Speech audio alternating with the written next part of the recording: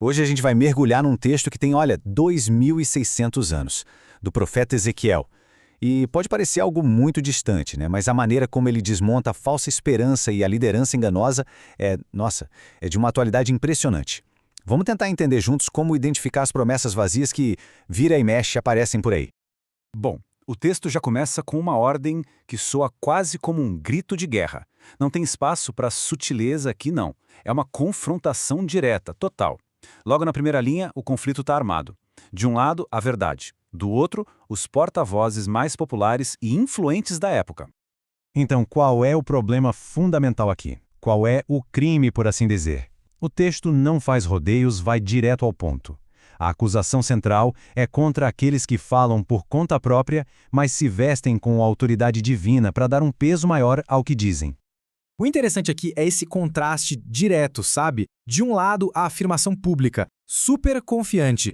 O Senhor disse. Do outro, a realidade que o texto expõe. O Senhor não os enviou. É a anatomia de uma mentira, basicamente. Uma invenção pessoal que é vendida como verdade universal. Uma tática que, convenhamos, sobreviveu milênios. O texto dá um nome para eles: profetas insensatos. Mas a palavra insensato aqui não é sobre loucura, não. Tem a ver com a fonte da mensagem deles. Eles não viram nada de concreto, nenhuma verdade que venha de fora. Pelo contrário, eles seguem o próprio espírito, ou seja, uma bússola interna que aponta para os seus próprios desejos, ambições e preconceitos.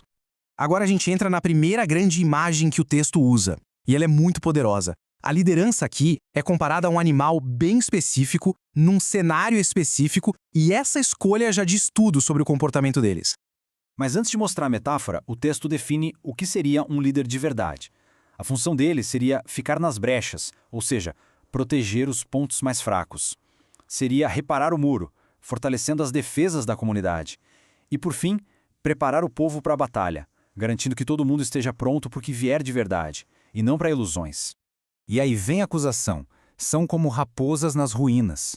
Pensa na imagem.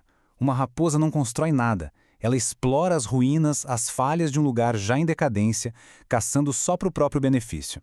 É o símbolo perfeito do oportunismo em vez da responsabilidade. Eles se aproveitam da ruína, em vez de lutar para revertê-la. E agora, vamos para a segunda grande metáfora. Essa foca não só no líder, mas na relação entre líder e povo. E naquela sensação frágil de segurança que eles constroem, juntos. O coração dessa metáfora é a mensagem mais sedutora e, ao mesmo tempo, mais perigosa que existe. A promessa de paz quando o perigo está logo ali. É vender otimismo quando o que se precisa é o de um alerta. E por que isso funciona? Porque todo mundo quer acreditar que a paz está garantida, mesmo que os sinais digam o contrário. O texto descreve o passo a passo desse engano. Primeiro, o povo, querendo uma solução rápida, constrói um muro bem frágil. Aí os líderes, em vez de apontarem a falha, fazem o quê? Cobrem tudo com uma camada superficial de cal, uma pintura que faz tudo parecer forte, seguro. Só que essa beleza é só na aparência. Quando a crise de verdade chega, a chuva, o vento, a estrutura não aguenta. Simplesmente desmorona. E isso nos leva, claro, à inevitável questão da responsabilidade. Quando o desastre acontece, a pergunta que fica ecoando é devastadora. E aí, cadê aquela pintura bonita que vocês fizeram? A culpa não é da tempestade, mas da falsa proteção. Aquela solução cosmética se torna o grande símbolo da traição. Mas o engano não acontece só em grande escala, com muros e política. A análise agora muda o foco para uma manipulação mais pessoal, mais íntima. O texto se volta para as profetisas, que usavam métodos diferentes para caçar almas, uma a uma. As ferramentas listadas são bem estranhas, né? E muito específicas. Almofadas para axilas, véu sob medida. Elas representam amuletos, rituais personalizados vendidos para controlar e prender as pessoas. E o mais chocante é o preço. Tudo isso era trocado por punhados de cevada e pedaços de pão. É uma manipulação espiritual por um ganho insignificante. E aqui está o ponto crucial, o resultado devastador dessa caça, uma inversão moral completa. Como a gente vê na tabela, o justo acaba desanimado com as mentiras, enquanto o ímpio é encorajado a continuar no erro, recebendo uma falsa sensação de segurança. Não é só um engano, é um veneno que corrói a estrutura moral da sociedade por dentro. Depois de diagnosticar o problema de todas essas formas, o texto vai para sua conclusão inevitável, a consequência. A tal tempestade, que antes era uma ameaça para o muro, agora vira uma metáfora para a própria intervenção da verdade.